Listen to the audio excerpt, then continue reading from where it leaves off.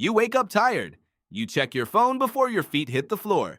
You rush through breakfast, fight traffic, sit through meetings, and collapse on the couch at night feeling like you barely survived the day. You assume this exhaustion is the price of modern life. You assume your ancestors had it so much worse, spending every waking hour hunting, gathering, surviving, just to stay alive. But the real answer is far stranger. For most of human history, your ancestors worked less than you do, much less, and the way they spent their time would look, to modern eyes, almost like retirement. Let's start with a number that should stop you in your tracks, around 15 to 20 hours a week. That's it. That's roughly how much time anthropologists estimate hunter-gatherers spent on activities directly related to getting food.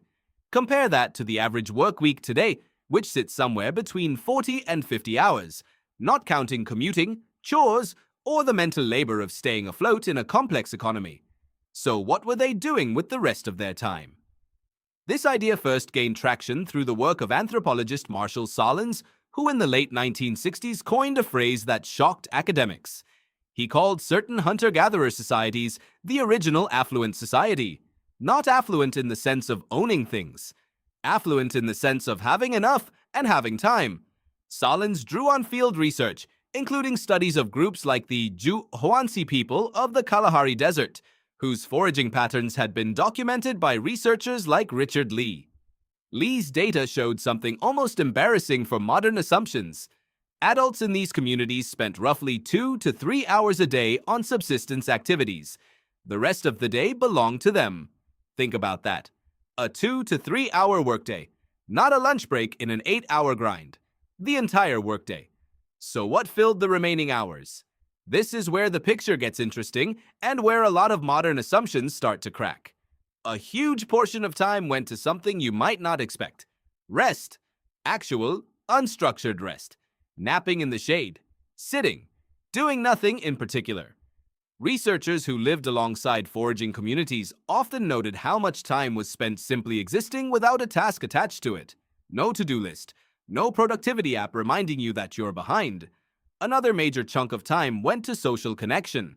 Talking, storytelling, gossip, in the truest and most ancient sense of the word.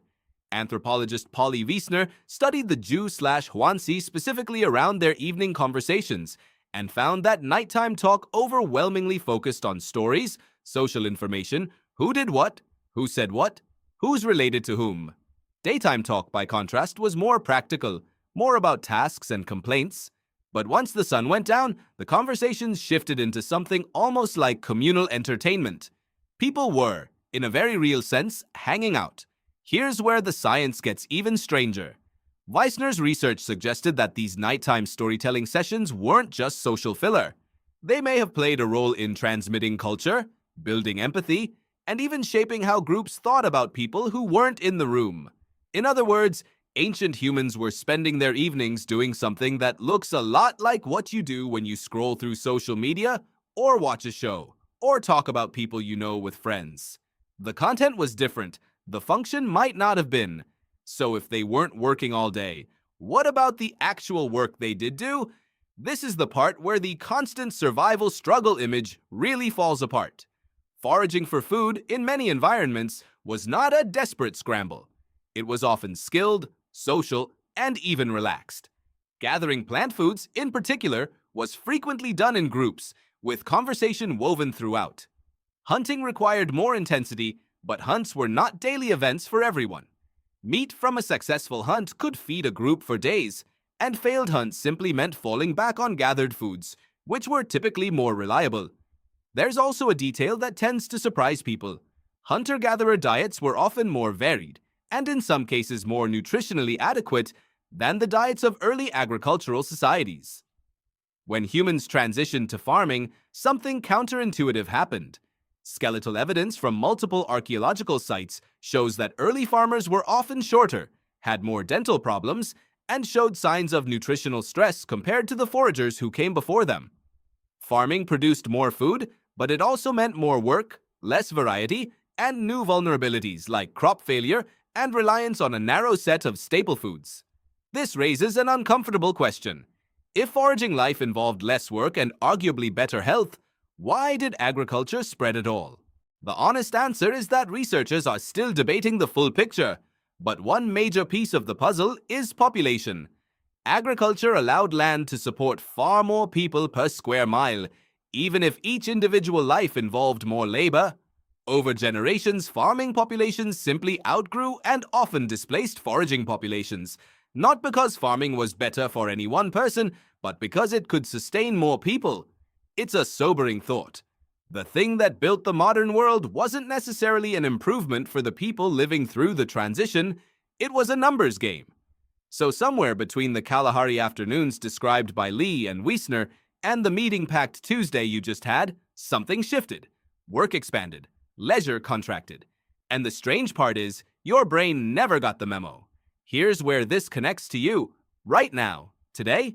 Your brain evolved in a world where a 2 to 3 hour workday was normal, where afternoons were for resting and evenings were for connecting with people through stories.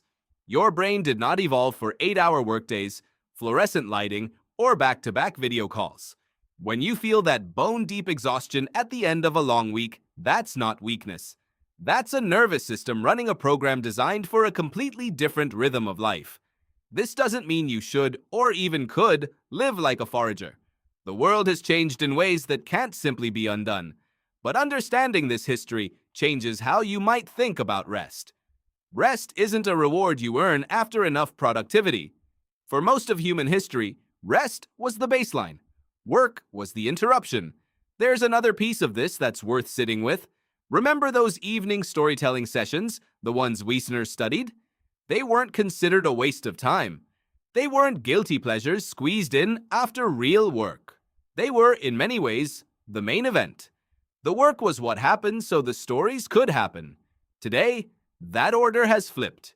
Connection, conversation, and unstructured time often feel like what's left over after work, if anything is left over at all. So here's a question worth asking yourself. When was the last time you spent an evening the way the Jew hoansi did? Not consuming content, but creating connection.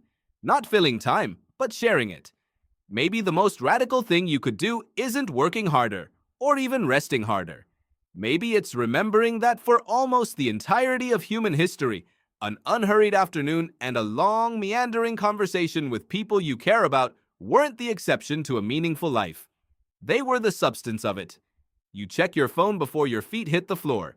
But somewhere in your biology, in the rhythms your body still remembers even if your calendar doesn't, there's a version of you that expected the day to look very different. Slower, lighter, full of space for nothing in particular. That version of you isn't gone. It's just waiting for an afternoon you haven't given it yet.